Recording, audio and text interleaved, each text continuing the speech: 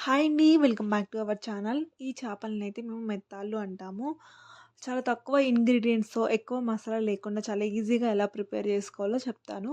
Curry చేసే ముందుగా 20 minutes అయితే ఈ మెత్తాల్ని బాగా నానబెట్టాలి. 2, 3 టైమ్స్ అయితే బాగా వాష్ చేసుకోవాలి. ఎందుకంటే లైట్‌గా ఇసుకుంటుంది. మనకి కావాల్సిన పదార్థాలు టమాటాలు, ఆనియన్స్, చింతపండు గుజ్జు, దోసకాయ, ఉప్పు, కారం, పసుపు, ఆయిల్. ఇక్కడ మీరు చింతపండుని మీరు తినే పులుపుని బట్టి అడ్జస్ట్ చేసుకోవాల్సొస్తుంది. అలాగే దోసకాయ ఇష్టం లేని వాళ్ళు గూడా స్కిప్ చేసుకోవచ్చు. ఆయిల్ హీట్ అయ్యాక టమాటా, ఆనియన్ వెయ్యాలి.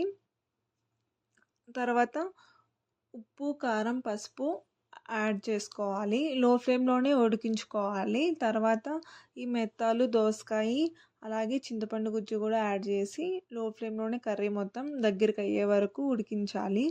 లైట్‌గా ఎలా అనిపిస్తుందో తెలీదు కానీ మీకు ఎలా కనిపిస్తుందో తెలీదు. కానీ ఫైనల్‌గా కర్రీ అయితే చాలా బావుంది. Do subscribe. Bye bye.